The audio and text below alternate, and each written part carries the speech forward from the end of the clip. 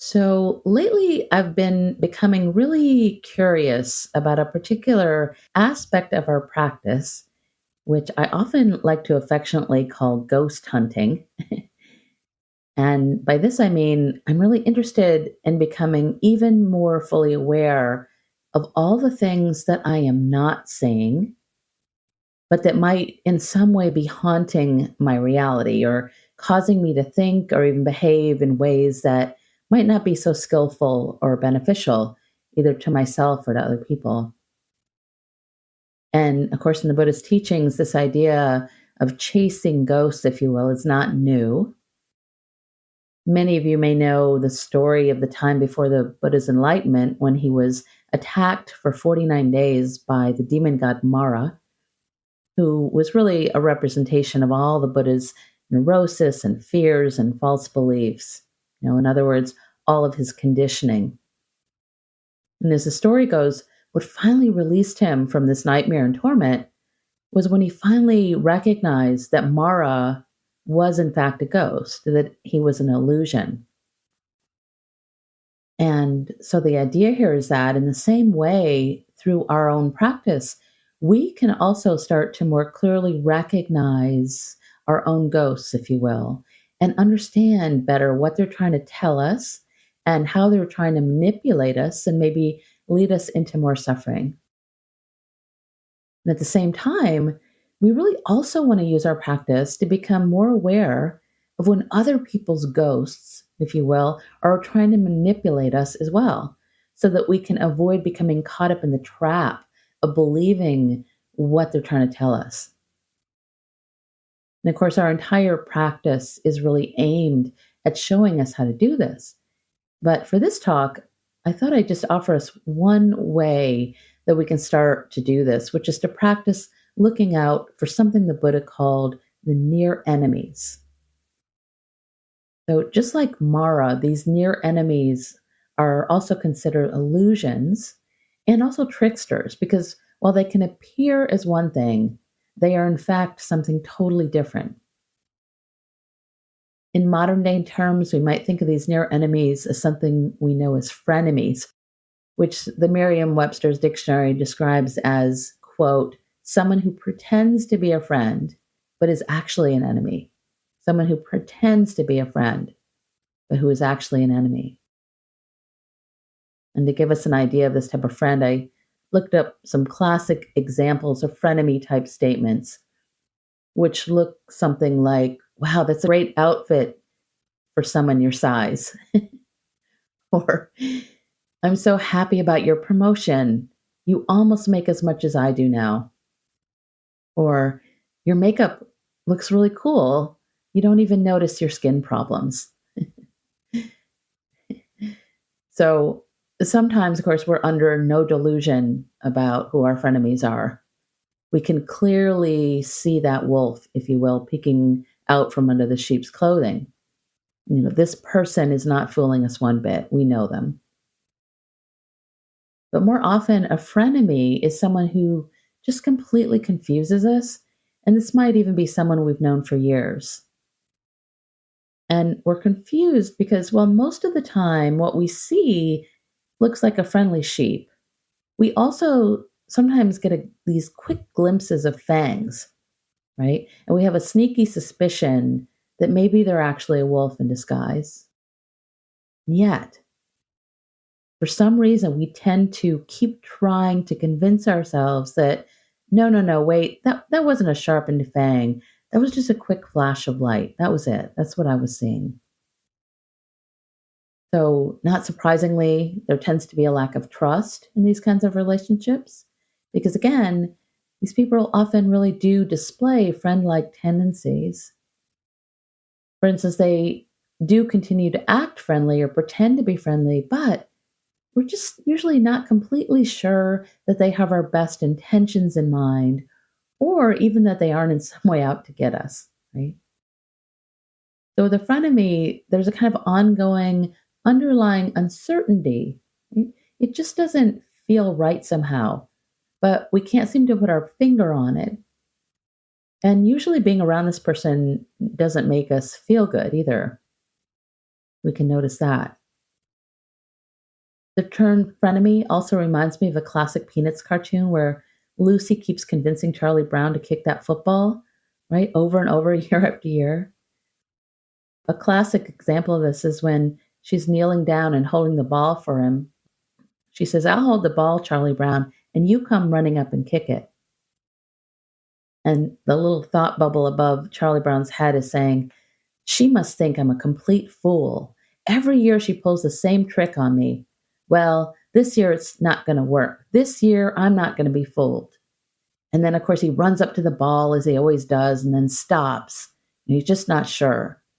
And Lucy says, "You thought I was going to pull the ball away, didn't you, Charlie Brown? I'm ashamed of you. I'm so insulted.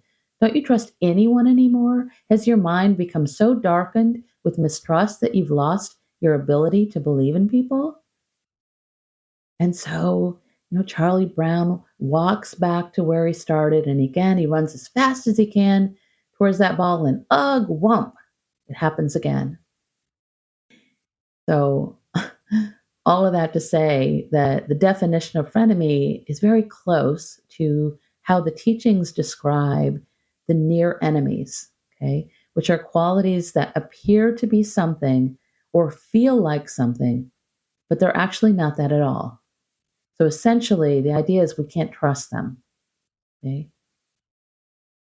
And before I go into these a little more, I also want to mention what are called the far enemies, which is something we also want to be aware of. So, unlike the near enemies, which are usually more difficult for us to recognize, these far enemies are like those enemies that we are absolutely onto. We can spot these very clearly and we have little delusion about them. They look exactly like wolves, if you will. And so, what exactly are these two types of enemies in opposition to?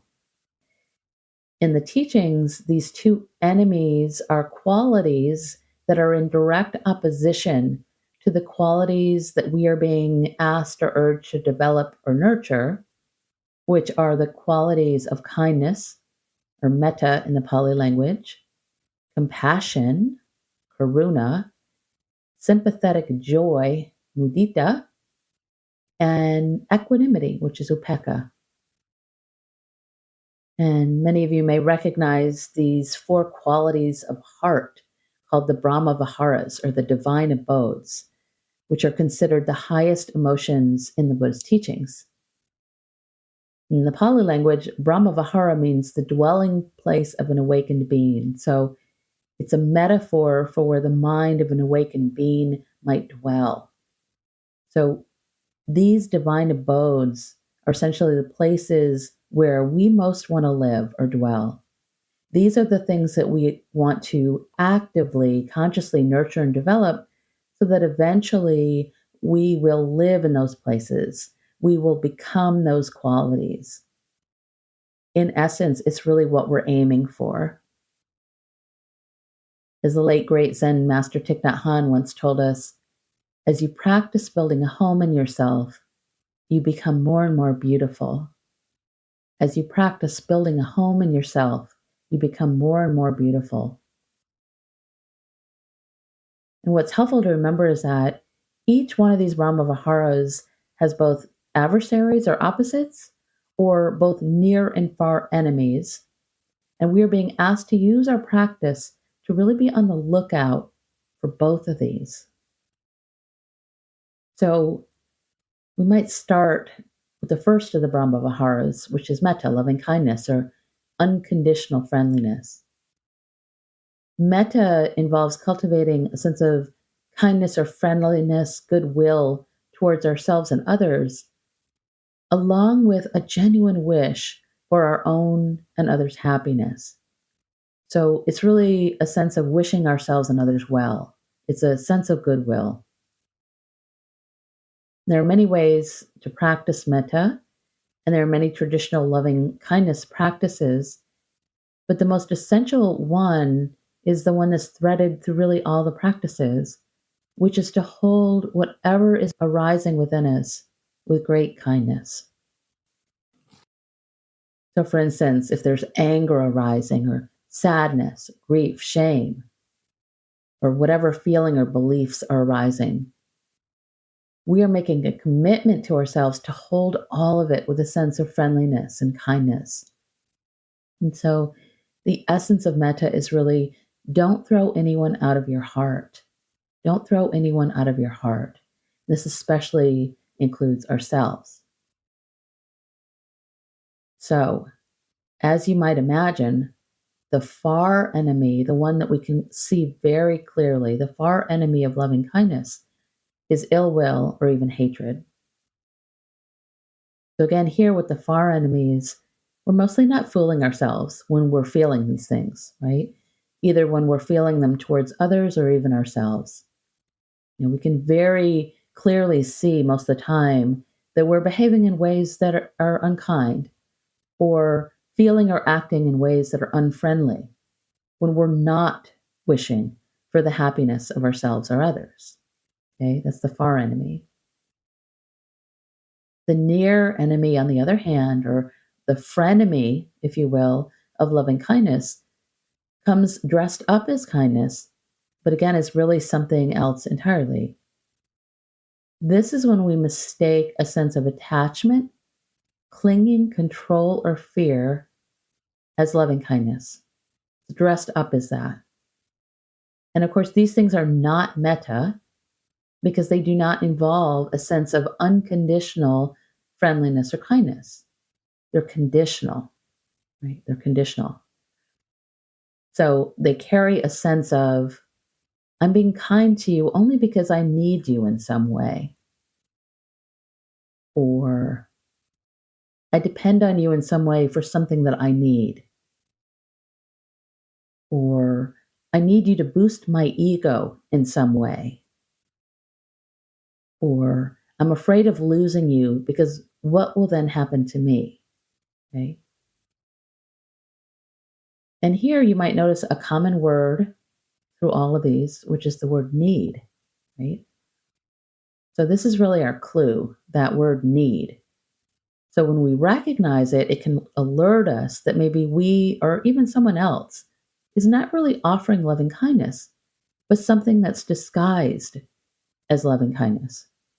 Again, it's really a sheep in wolf's clothing when we can suss out that word need. This near enemy can also arrive in the disguise of control, as in, I'll be kind to you and wish you well only if you're kind to me, or only if you give me what I want, or only if you are behaving in the way that I want you to. Okay? And here you might recognize another word, which is our clue, which is if. Only if. Again, it's conditional, which means it's not real. So already we might be sensing a common theme, which is that all of these near enemies stem from a sense of self, from a sense of what am I getting out of this? Or out of a sense of fear or a clinging to our own personal needs. So, with this one in particular, we can recognize instead of our thoughts, emotions, even our actions being based on simply wanting what's best for someone, wanting them to be happy, they tend to be based on trying to meet some need of our own. And actually, this is exactly how we can begin to spot or notice all of the near enemies. Okay? We can ask ourselves, is how I'm experiencing my kindness, compassion, joy, or peace unconditional, or is it in some way attached to a sense of self? So we might think of that wolf, if you will, as the singular I. The wolf is always really the ego in disguise. And we can recognize it because, again, there's almost always a strong or very subtle sense of what's in it for me? What's in it for me? On the other hand, we might recognize when we're experiencing the true Brahma Viharas, when we're feeling connected to the flock, maybe, if you will, to the sense of a collective we, when we're feeling less self centered and more we centered, or maybe when we've kind of let go of the sense of what's in it for me, when we've let that go. So we can see this especially in the second Brahma Vihara, which is compassion, karuna, in many different ways. So compassion, karuna, is what metta or friendliness feels when it encounters suffering. It just wants the suffering to stop.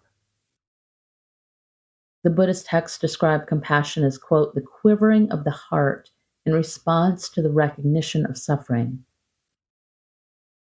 The experience of compassion means that when we encounter someone's suffering, we see that we too experience that same type of pain, right? It implies that given all the different causes and conditions, we could very easily see ourselves in their situation if those things had happened to us.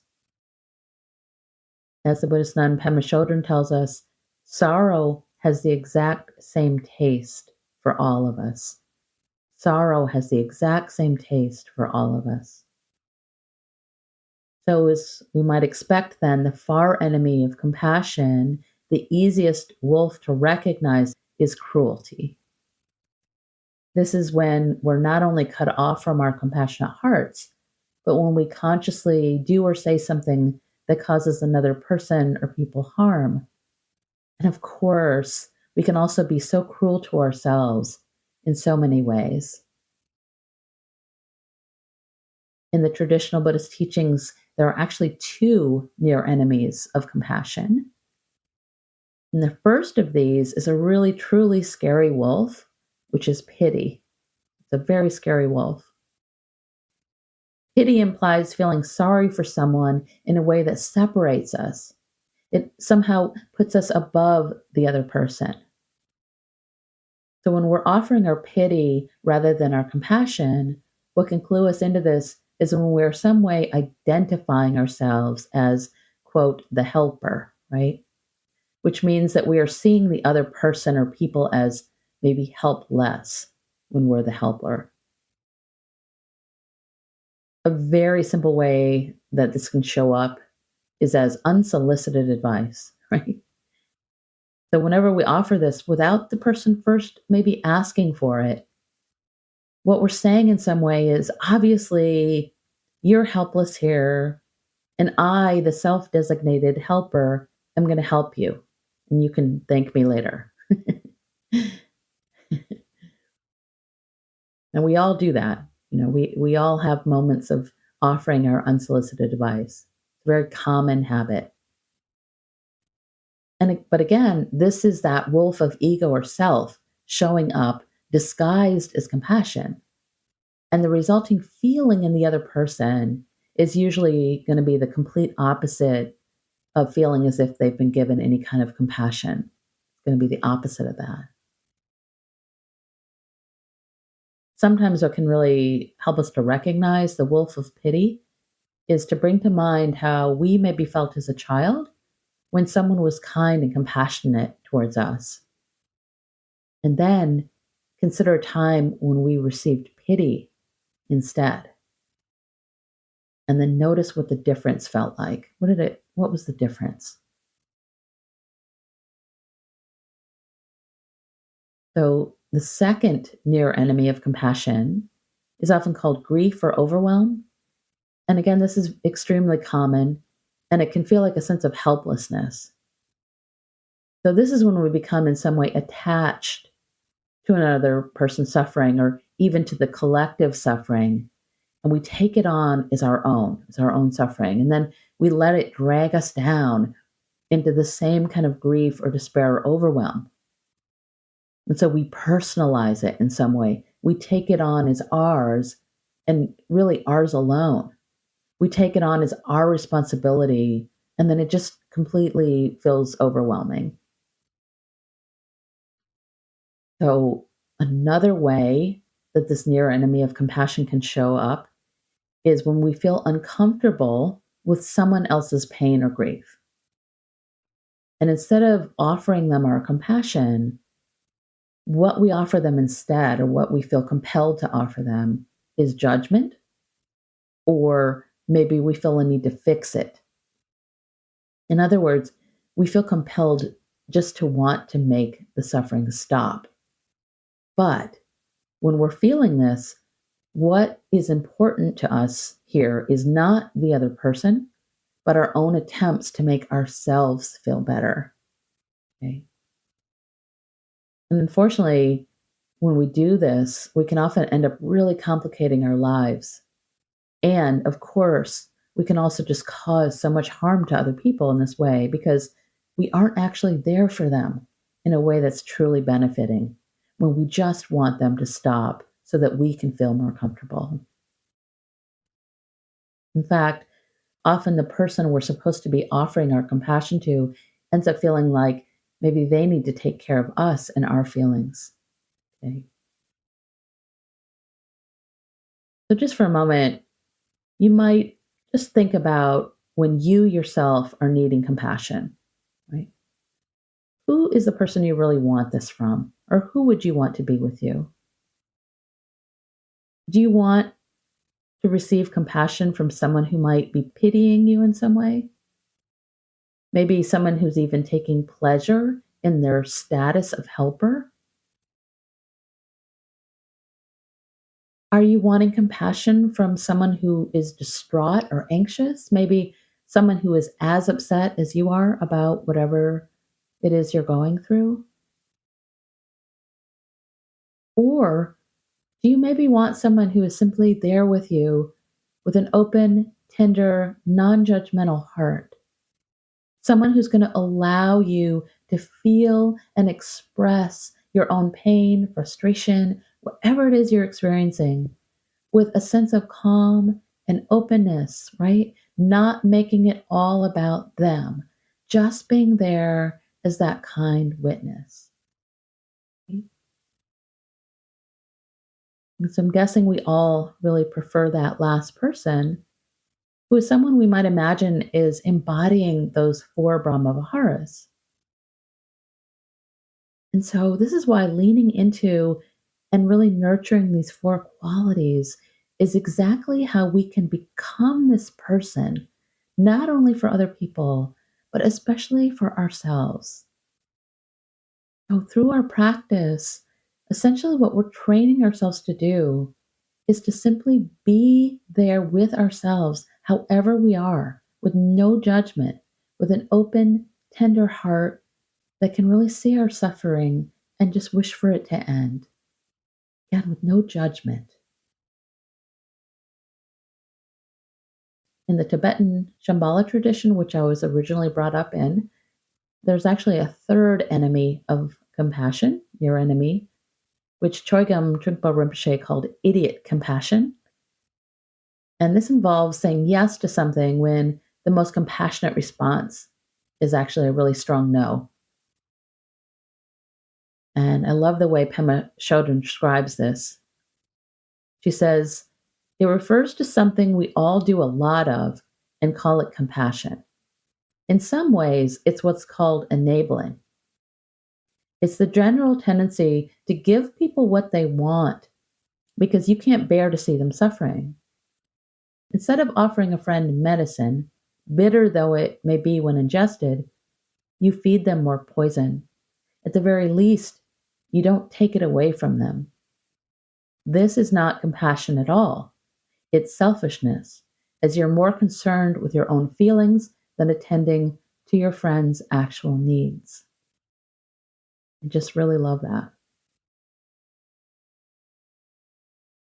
And so, again, whenever we feel like maybe what we're offering might not be compassion, we can check out where we might be inserting a sense of self into the mix. We might even ask ourselves, is a need of mine in some way trumping the need of another? Which leads us to the third Brahma Vihara, empathetic joy or mudita, which is essentially what goodwill or metta feels when it encounters happiness. It wants the happiness to continue. And when we're feeling empathetic joy, what we're doing is rejoicing when another person is feeling joyful or happy. And when we truly feel someone else's joy, we also happily feel the same thing in ourselves. It connects us again to that sense of we. It's a kind of selfless joy. So, in the teachings, there's actually two far enemies of mudita, those wolves that we can see pretty clearly. And the first of these far enemies of mudita is something you might expect, which is envy, which is again something we all experience. It's a very common emotion. Unfortunately, social psychologists who have studied envy say that, quote, among the seven deadlies, it occupies a unique position. It is the only sin that is never fun. So true. Is the only sin that's never fun.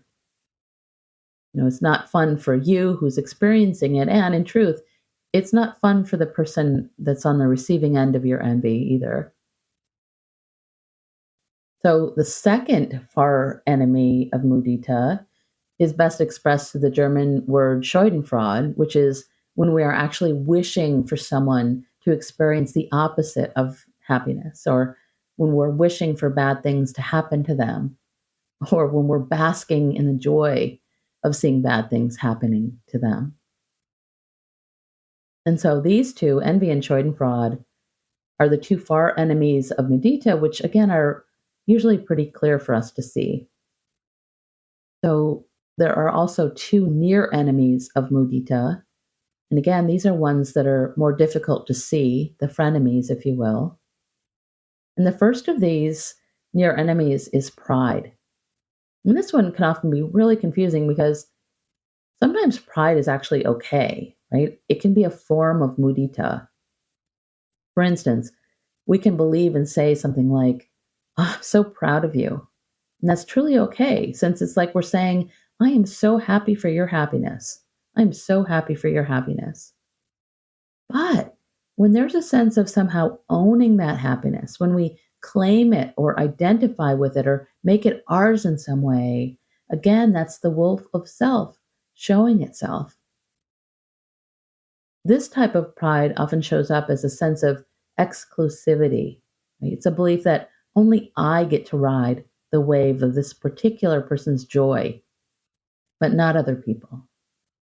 It's my loved one, my family member, my friend, my team, my political party, my country, etc. And that type of pride always involves, again, propping up a self, not expanding it. And we might remember that pride, if we think about it, is what leads to actual war, right? The second near enemy of mudita, sympathetic joy, is excessive, overexcited exuberance. And in a way, it resembles the near enemy of compassion. So, for instance, in the same way that we might take on another person's sorrow, we can also take on another person's joy to the point of making it our own. So instead of giving the other person a sense of support for their joy, we're in some way taking it from them or stealing it from them sometimes. You might even think about a time now, maybe when someone maybe stole your joy in this way, maybe took it on as theirs, tried to share it or take it away. And how did that feel? How did that feel? So the fourth Brahma Vihara is equanimity, upekkha, and this is considered the culmination or the fruit of our practice. It's often called balanced awareness, and it involves a sense of balance or ease in the midst of all the changing conditions in our lives. It's a way of living that is not trying to control everything, but letting things come and go like a strong tree standing in the middle of all the weather and the wind. So, with equanimity, the tree fully feels the wind. It's awake for all the joys and sorrows that are flowing through, but it doesn't let the wind knock it over or become so hard that it breaks. It's equanimity. And so, as you might imagine, the far enemy of equanimity, the one we can see more clearly, is reactivity, which, of course, is what we're trying to work on in our practice. And this is where we react to all the winds, when we get knocked over by them constantly and spend lots and lots of energy trying to avoid them or fight them or control them. Okay? Because of this, the main near enemy of equanimity often appears like the exact opposite of this, but it's actually not equanimity at all. This is when we have a sense of indifference or a kind of dry neutrality or a cool aloofness. Okay? At its most painful, this kind of equanimity might appear as a sense of resignation, as in, well, I don't matter anyway, or these things always happen to me. It's just one more thing. Or even, I just need to grit my teeth and smile through this. But both resignation and indifference involve a kind of coldness or a hardness, numbness, even a sense of just feeling disconnected from whatever's happening. And again, it's less about feeling a part of the flock, if you will, and more about feeling like the wolf, like we're either hanging out above or below, but not within that circle. And when we're indifferent or resigned, we've actually become separated from our hearts rather than with our hearts or with one another. We've in some way become cold, not warm, disconnected. With this on, I'm always reminded about a time several years ago when sadly I had to attend the funeral of my brother in law, who died very suddenly from a heart attack. And while I was there, it was so curious for me watching everyone to observe how some people responded to their grief with a real sense of pride for not showing any emotion, for not expressing any tears. It was a source of pride. And to be fair, I think this is just a very conditioned cultural belief that being stoic in the face of grief or sorrow is somehow respected, and that displaying natural human emotion is just something to be frowned upon. It's a cultural conditioning. But with equanimity practice, we're actually being asked to warm up, to soften, to really allow ourselves and others to feel whatever it is we're feeling with great kindness, with lots and lots and lots of metta. And of course, we're not being asked to stay there and to live in or wallow in our emotions, right? But we are being asked to awaken to them, to let them be fully felt, and to let them simply arise and pass. Because the truth is, if we harden our hearts against all the pain that we're feeling, guess what? We're also blacking out, sadly, all the joy. So, with all of these near and far enemies, again, what's important to remember is that we can really use our practice to better recognize when the wolf of self might be showing itself.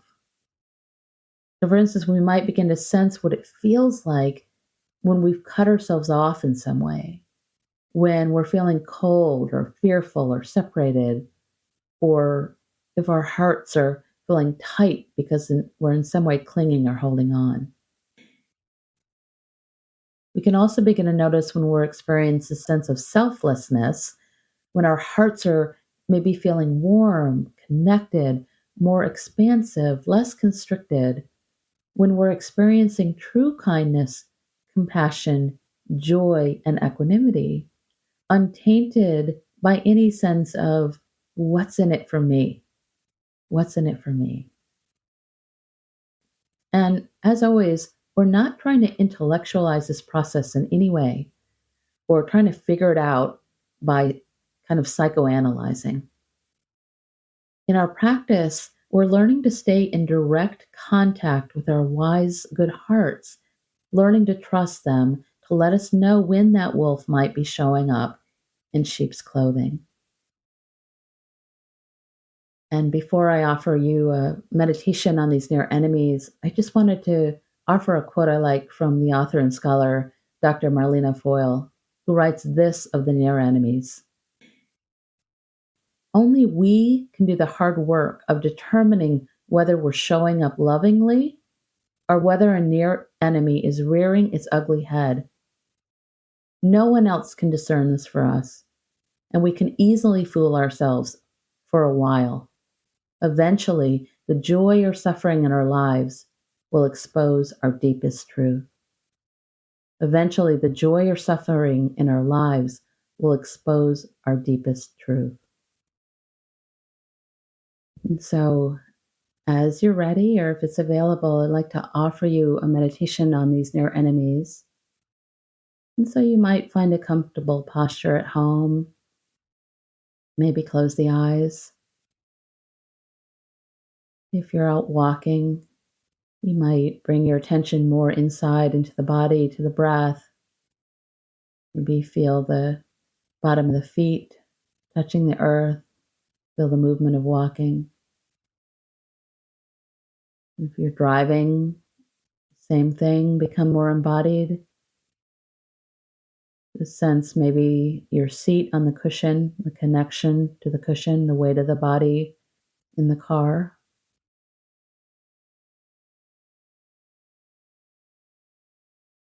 Maybe taking a nice deep breath in, filling the lungs.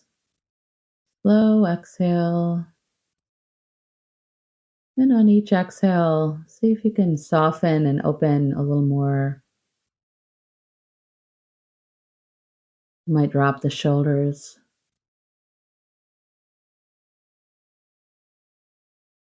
Letting the tummy be soft, open.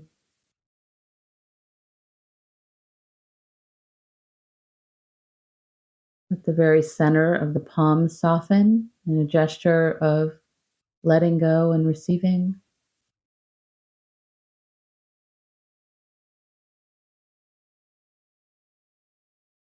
You might notice the whole area of the face.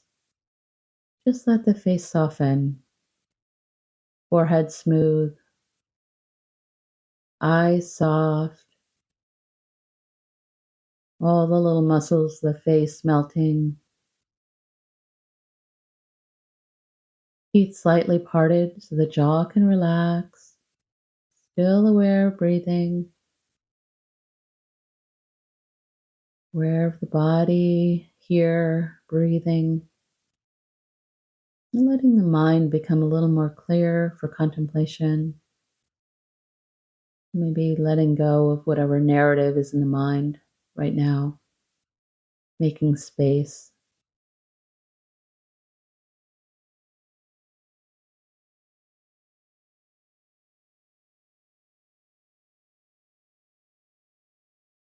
And so, for this meditation, I wanted to give us time to consider some of these near enemies and how we can recognize them when they're showing up or haunting us, if you will, so that hopefully we can make the intention to nurture their opposites, which are the divine abodes themselves. So, as we go through these, please remember there's no right or wrong answers, and there's especially no judgment in these. Please remember that we all experience these near enemies, all of us. So we're just trying to ghost hunt a little here, trying to bring these apparitions up into the light so that we can really see them for what they are.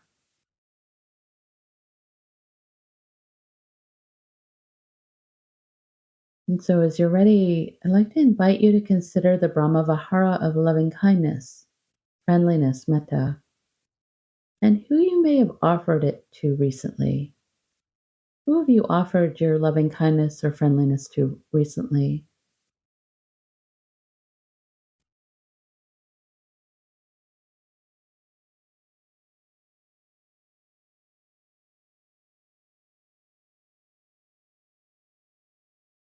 And then as you're ready now, remembering again, there's no right or wrong answer, no judgment. You might honestly consider, was the word need in any way involved? For instance, were there any underlying beliefs such as, I'm being kind because in some way I need you or need something from you? I'm being kind because I need you or I need something from you. Just consider.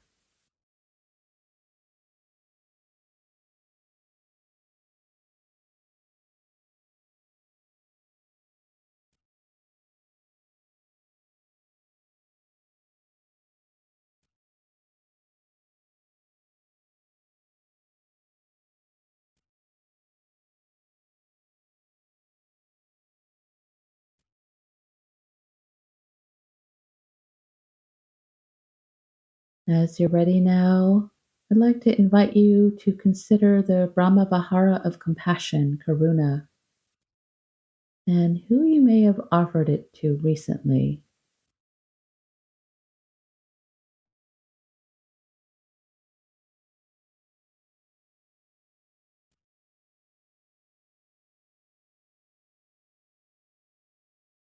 You might now consider, is there any way I might have been offering a sense of pity rather than compassion? Or was I in any way putting myself in the role of helper? Or is there any way I might have been experiencing a sense of aversion or maybe tried to fix or stop rather than offering compassion? Remembering no right or wrong answers, just an inquiry.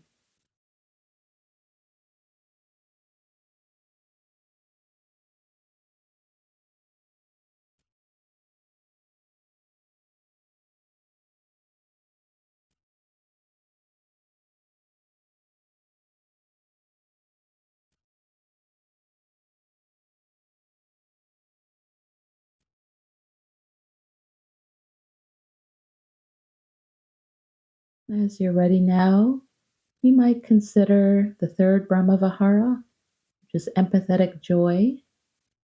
And again, who you may have offered it to recently, your joy about their joy.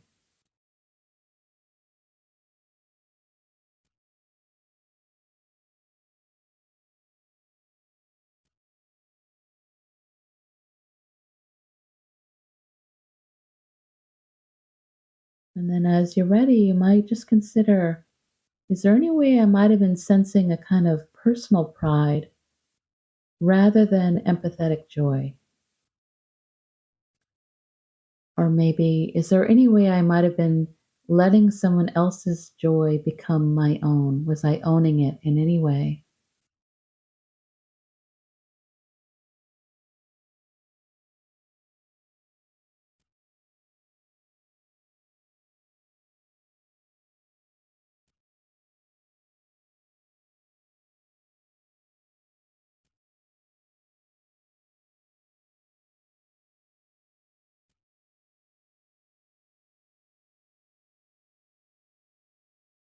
And as you're ready, finally, I'd like to invite you to consider the Brahmavihara of equanimity, balanced awareness. You might consider something that might have been a little stressful in your life recently or in someone else's life. Might be something big that happened in your community or even in the world.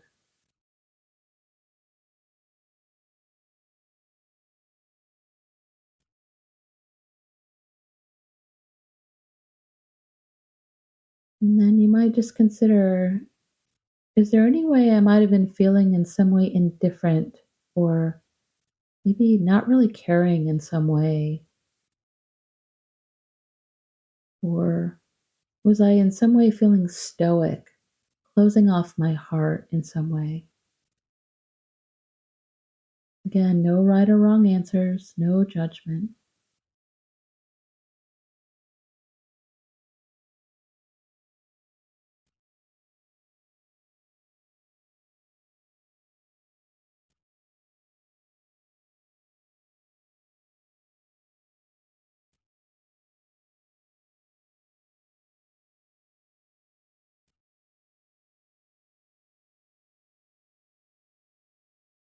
And finally, I'd like to invite you to recall just one of these near enemies, if you will, and consider what would it have felt like to experience the true divine abode? What would it have felt like to offer a true sense of selfless, unconditional kindness, compassion, joy, or peace? How would that have felt in the heart? Just consider.